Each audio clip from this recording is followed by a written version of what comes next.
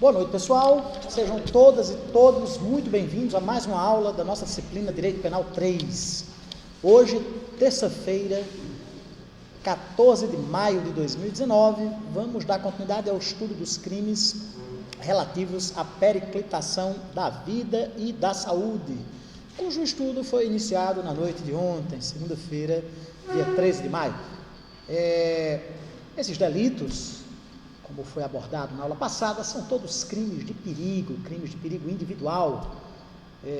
São crimes em que basta a sujeição a risco, a perigo de dano, para que haja a consumação delitiva. Não é necessária a produção efetiva de um dano. Na aula passada, nós fizemos uma apresentação inicial, uma abordagem panorâmica a respeito desses delitos, tratando dos aspectos gerais inerentes a esses crimes que constam, meus caros amigos e minhas caras amigas, do terceiro capítulo do título 1º da parte especial do Código. Estão inseridos nos crimes contra a pessoa, na sequência dos crimes contra a vida e das lesões corporais, respectivamente constantes no capítulo 1º e no capítulo 2º desse primeiro título da parte especial do nosso Código Penal brasileiro.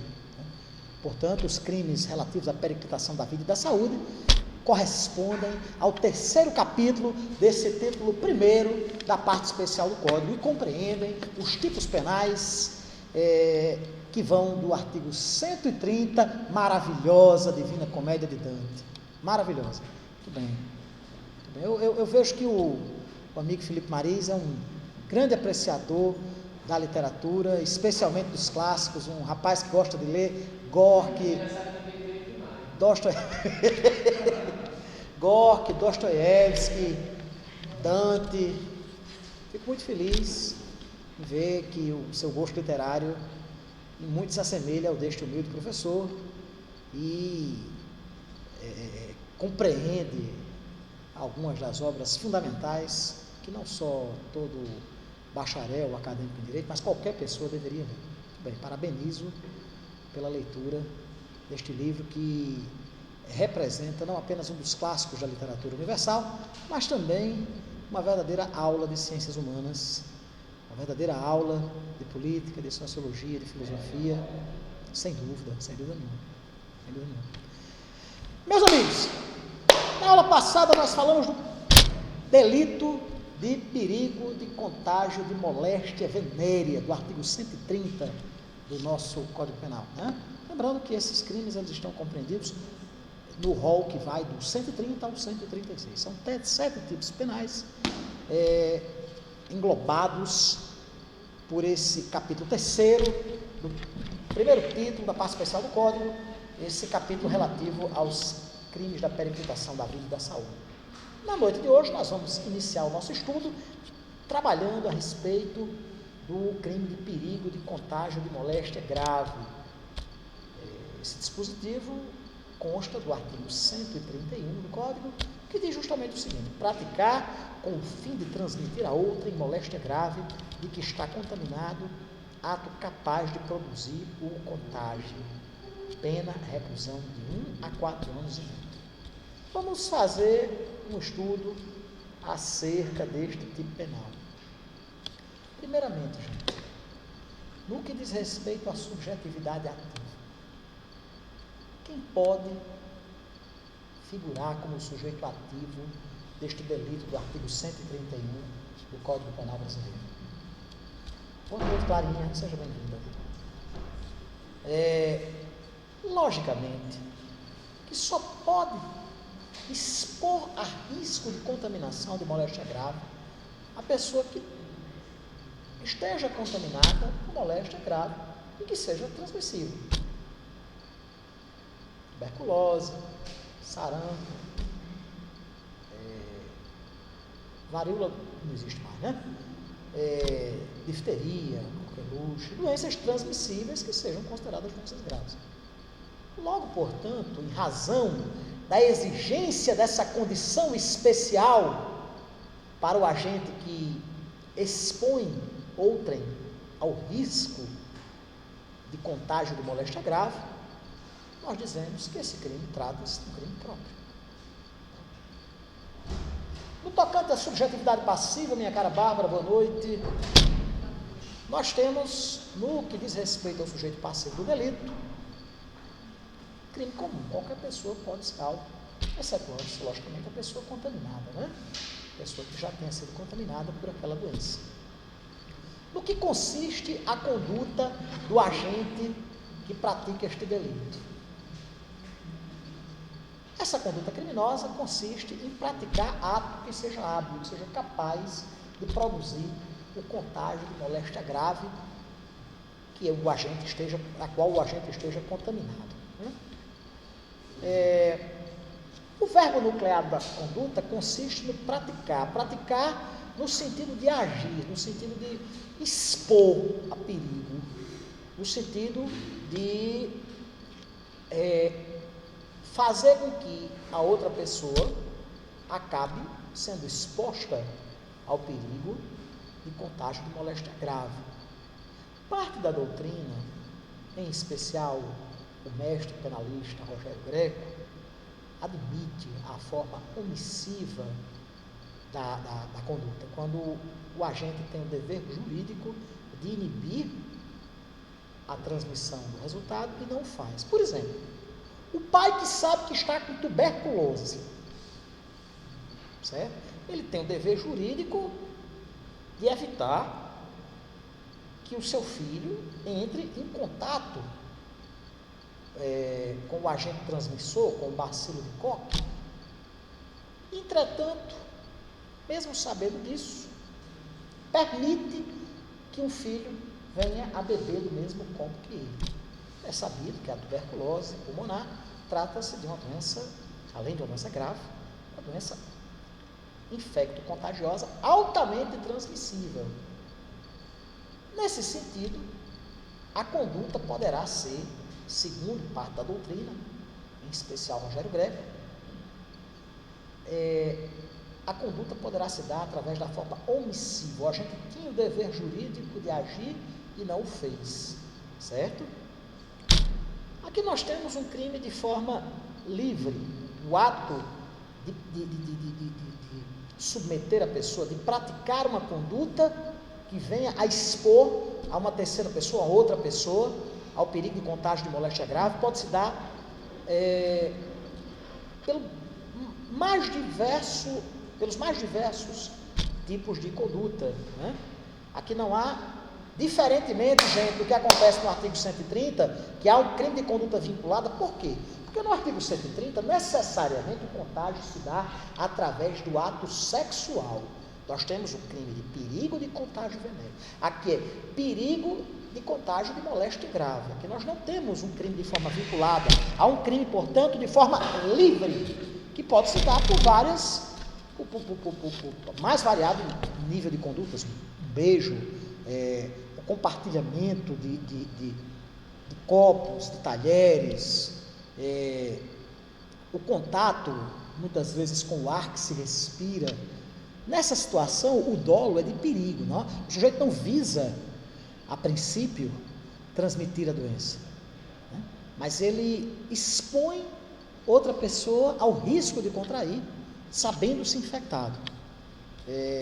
Portanto, mais um crime de perigo individual, né? Qual é o elemento subjetivo do tipo? Aqui nós temos o dolo como elemento subjetivo do tipo. Mas o dolo não consiste exclusivamente no ato de praticar aquela conduta, né? É necessário que haja uma finalidade especial. Qual é a finalidade especial? O fim de transmissão, né? A expressão, com o fim de transmissão a outra em moléstia grave de que está contaminada. Nós temos aqui um elemento anímico especial, né? Nós temos aqui, como elemento subjetivo do tipo, o dolo específico. O agente, ele age com o propósito de transmitir doença da qual se sabe contaminado, com o fim de transmitir a outra moléstia grave da qual se sabe contaminado. Nós temos aqui, portanto, como há a necessidade do dolo específico, certo? Como há a necessidade de uma finalidade especial, esse delito do artigo 131, esse crime de perigo de contágio de moléstia grave, não admite o dolo eventual, certo? É interessante, gente, apesar da nossa norma penal incriminadora, ter colocado esse crime do artigo 131 no rol desses crimes relativos à periclitação da vida e da saúde, certo? Que são, a princípio, crimes de perigo, parte da doutrina interpreta que aqui há o dolo de dano, que pese o crime ter sido classificado como crime de perigo ao dolo de dano. Por que é o dolo de dano? Porque existe esse dolo específico, consistente na expressão, a finalidade de transmitir moléstia grave da qual se sabe contaminado. A outra, moléstia da qual se sabe contaminado. É por isso que, inclusive, parte da doutrina entende que o crime não é crime de perigo, é crime de dano. Mas esse entendimento ele não é uníssono, apenas um entendimento doutrinado, certo? Haveria, portanto, um crime de dano que, em razão de não se exigir a contaminação seria o quê, gente? Mero exaurimento da conduta, não é? Tendo em vista que a consumação se daria com a simples exposição. Haveria, portanto, um crime formal ou de resultado antecipado, de consumação antecipada, de resultado cortado, certo? Que, portanto, não exige a produção de um determinado resultado naturalístico. Por quê? Porque não se exige que a vítima se contamine. Portanto, em que pese parte da doutrina entender que é um crime de dano e não um crime de perigo, certo? Posicionamento que eu, francamente, concordo, inclusive. Porque existe o dolo específico, a finalidade de transmitir, certo? Haveria um crime formal, ainda que a vítima não se contaminasse, a mera exposição já importaria na consumação delitiva. Vocês estão entendendo? Existe essa divergência, apesar desse crime do artigo 131, desse crime de perigo de contágio de moléstia grave ter sido incluído nesse rol que a princípio comporta crimes de perigo individual, crimes de perigo, portanto, há um entendimento da doutrina que eu até concordo, que entende que são crimes, que esse crime específico, esse crime do artigo 131, é um crime de dano em razão de haver a necessidade do dolo específico, certo? Em que pese tratar-se de um crime formal, ou de resultado cortado, ou de resultado antecipado, certo? Um crime que não exige a produção de um dado resultado naturalístico, certo? Ou seja, independentemente da concretização do resultado, independentemente da pessoa vir a ser contaminada ou não, há a consumação delitiva, há um crime formal. Né? A mera prática do ato já é eficiente, já é hábil para a consumação delitiva, minha cara Teresa. Não havendo a necessidade da produção de um dado resultado naturalístico, que se houvesse era mero exaurimento da conduta, certo? Ou seja, ainda que não ocorra a contaminação, haverá a consumação delitiva. Por quê? A prática do ato, a prática de expor alguém a perigo de contágio de moléstia grave, de que se sabe contaminado, certo? Já importará na consumação do crime, certo?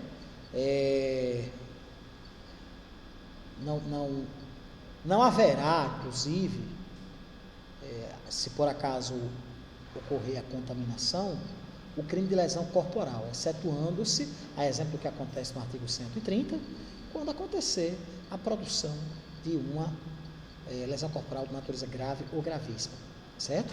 Excetuando-se essas situações, haverá a consumação do delito com a mera exposição, mesmo que não haja contaminação. A exposição será mero exaurimento da conduta, certo?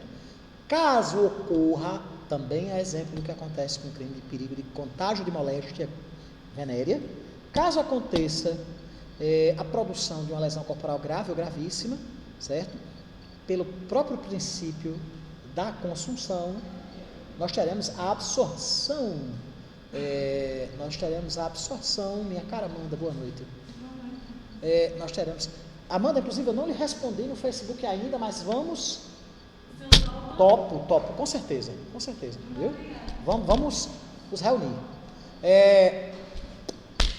Gente, eu só esclarecendo aqui para vocês, Amanda sugeriu que nós fizéssemos um grupo de estudo, um projeto de extensão, para apreciarmos o projeto que foi enviado ao Congresso pela pessoa do ministro Sérgio Moro.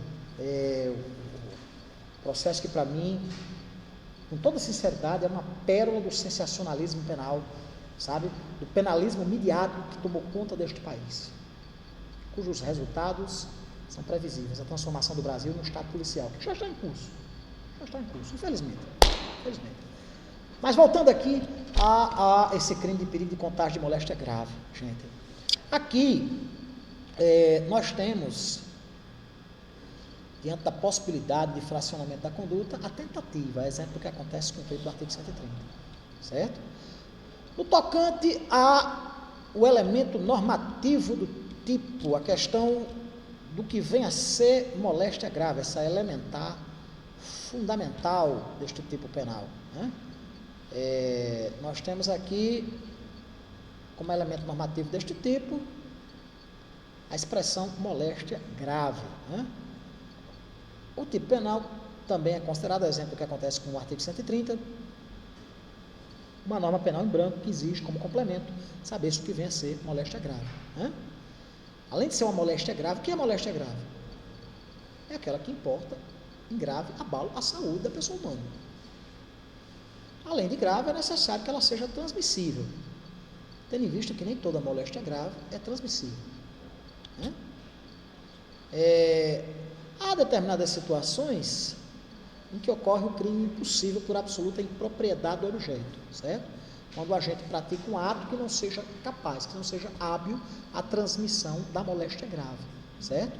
Ou quando o agente seja imune, por exemplo, por haver consumido uma vacina ou um medicamento, ou então quando a vítima seja naturalmente imune a certas doenças, como acontece com determinados grupos de pessoas, certo? Quando houver a incapacidade do meio para a transmissão da doença, certo? Haverá um exemplo de crime impossível em razão da ineficácia do meio para se produzir o resultado, certo? Nós temos aqui no tocante à ação penal, um crime de ação penal pública incondicionada, certo? Diferentemente do que acontece com o crime de perigo de contágio de moléstia venérea, né, que é condicionada à representação, aqui não, aqui o Ministério Público deverá propor ação independentemente de autorização ou não, de representação ou não da parte ofendida, certo? No tocante à competência, nós temos a competência da justiça comum, né? Em razão da sanção penal, de 1 a 4 anos, haverá a competência da justiça, salvo se porventura houver interesse da União, né? Me parece uma situação pouquíssimo provável de acontecer, né? Que aí a competência será deslocada para a Justiça Federal. No tocante à possibilidade de suspensão condicional do processo, em razão da pena mínima ser de 1 ano, em atenção ao que reza o artigo 89 da Lei dos Juizados Especiais, a Lei 9.099/95, haverá, perfeitamente, a possibilidade de suspensão condicional do processo, certo? Alguma dúvida sobre esse crime do artigo 131 do Código Penal Brasileiro? Não? Então, passemos adiante, gente. Só um momentinho. Pessoal, deixa eu abrir aqui o slide. Nós vamos...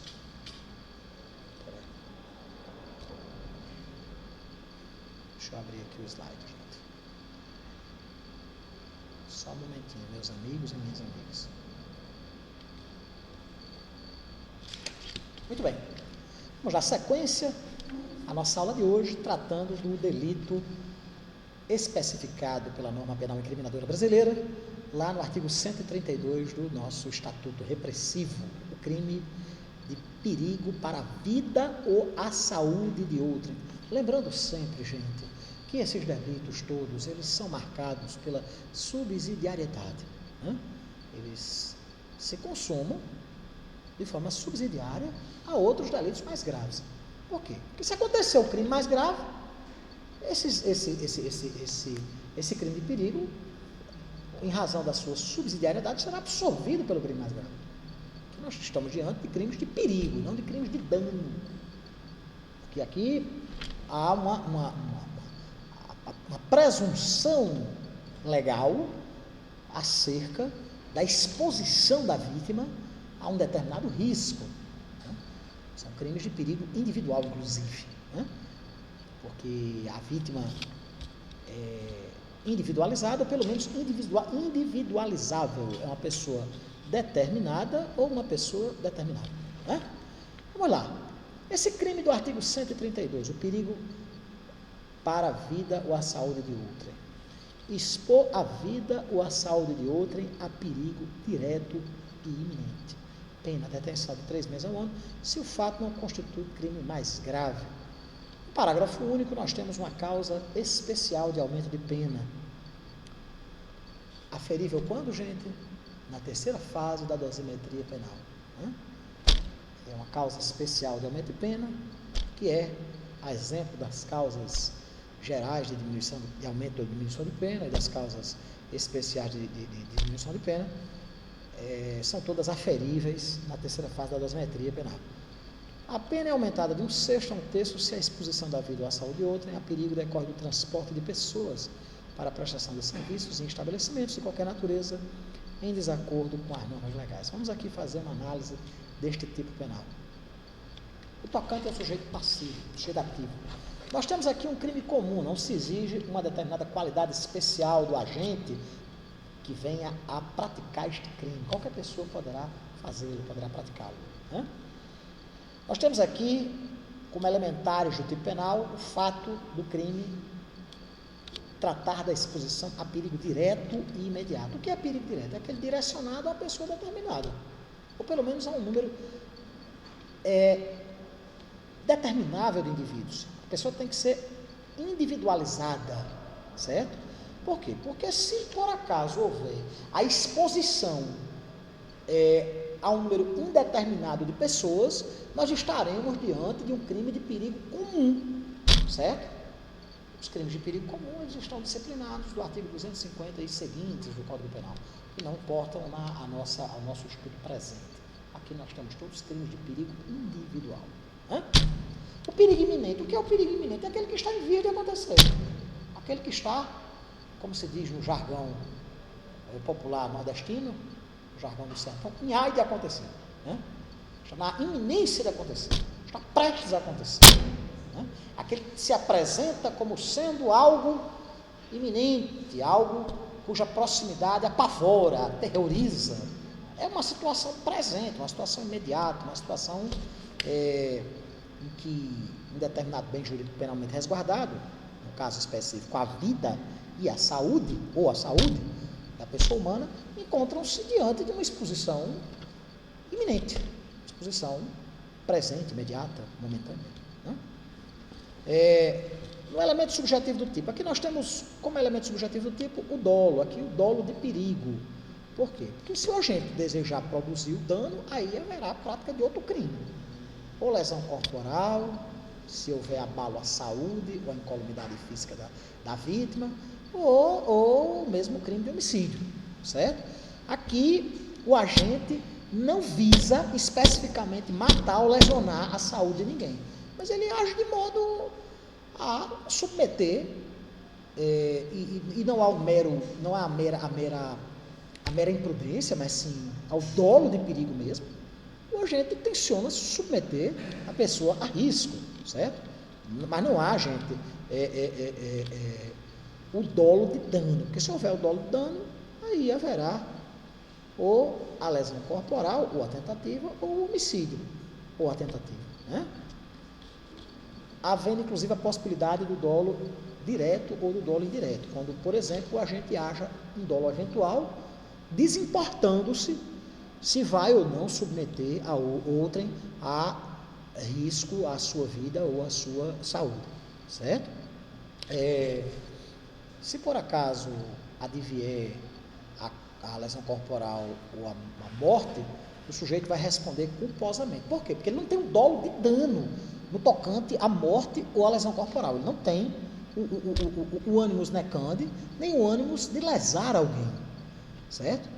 Ele age em dolo de perigo. Se por acaso sobrevier a morte ou a lesão corporal, ele responderá culposamente em razão dos crimes do artigo 121 e do artigo 129 do Código, certo?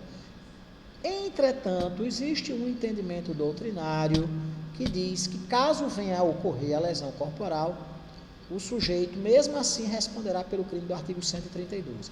Se houver a morte, aí sim ele responderá pelo crime de homicídio culposo, certo? No tocante à tentativa, admite-se ou não se admite o conatus neste delito? Admite-se. Em razão da possibilidade de fracionamento da conduta, em razão de se tratar de um crime plurissubsistente, este delito de perigo à vida ou à saúde de outrem, exposição ao risco, à vida ou à saúde de outrem, ele pode perfeitamente admitir a forma tentada, tendo em vista que ele admite a tentativa, certo? A doutrina cita um exemplo muito interessante, o atirador de facas, que esse exemplo, inclusive, é muito interessante quando há a questão do dolo eventual e a culpa consciente, né? Aquele exemplo clássico do atirador de facas. O atirador de facas de um circo que lança um instrumento pérfuro, cortante, uma faca, em direção de uma mulher com uma maçã na cabeça, por exemplo, ele não comete o delito, né? Tendo em vista que ele não agiu com a vontade de expor a pessoa à situação de risco, certo? Caso ele venha acertar, vai haver homicídio culposo, com culpa consciente. Mas, se porventura o atirador de facas adoece e é substituído pelo palhaço, ainda que o palhaço acerte a maçã e não a cabeça da pobre coitada que está lá como alvo, ocorrerá perfeitamente esse delito do artigo 132, certo?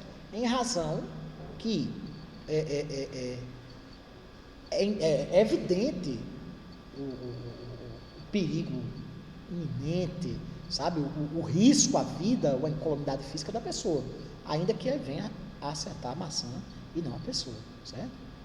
Se ele vier a acertar a pessoa, aí, a depender da situação, ele agirá com dolo eventual, porque ele não tem a habilidade, certo?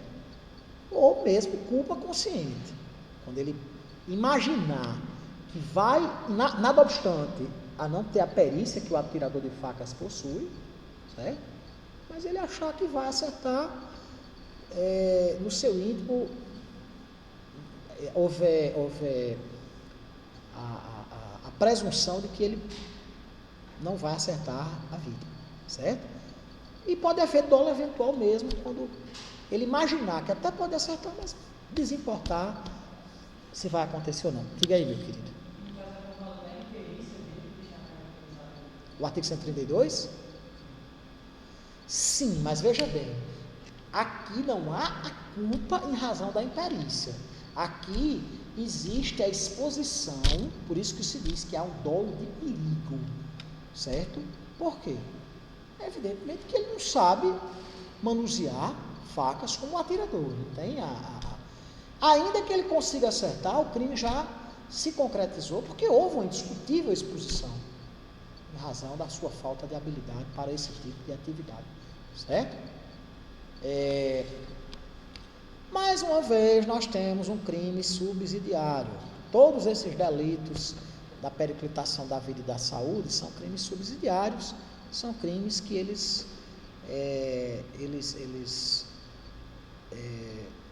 se consumam se não houver um resultado maior, um resultado mais grave, certo?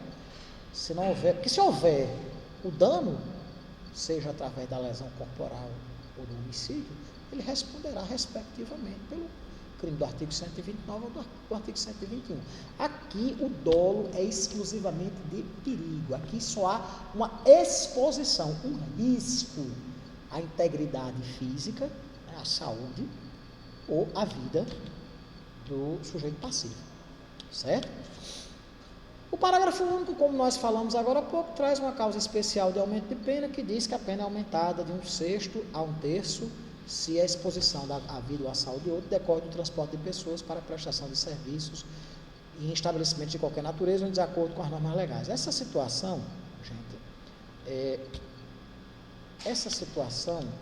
acontece quando há a condução de pessoas, ao transporte de indivíduos de forma irregular, certo? Por exemplo, uma empresa de ônibus, eu não estou citando exemplo nenhum, mas uma empresa de ônibus que transporta passageiros de forma totalmente irregular, em desacordo com as normas vigentes no Código de Trânsito Brasileiro, ainda que não aconteça nada, eu não me referi a empresa nenhuma, ainda que não aconteça nada, mas essa empresa, ela pratica esse crime de perigo, de perigo à saúde e à vida de outrem cotidianamente. Ainda que não haja a produção de um resultado danoso, a mera exposição ela já importa necessariamente na consumação desse delito, certo? No tocante à ação penal, aqui nós temos uma ação penal pública incondicionada e o juízo competente, em razão da diminuta sanção penal, vem a ser do Juizado Especial Criminal, com todos os permissivos legais inerentes à Lei 9.099, como, por exemplo, a possibilidade de transação e a possibilidade de suspensão condicional do processo, o famoso sursi processual. Certo, pessoal? Eu vou encerrar a aula de hoje agradecendo a todos e a todas, desejando uma ótima noite e me despedindo até a próxima aula, se Deus assim nos permitir. Boa noite a todos e a todas.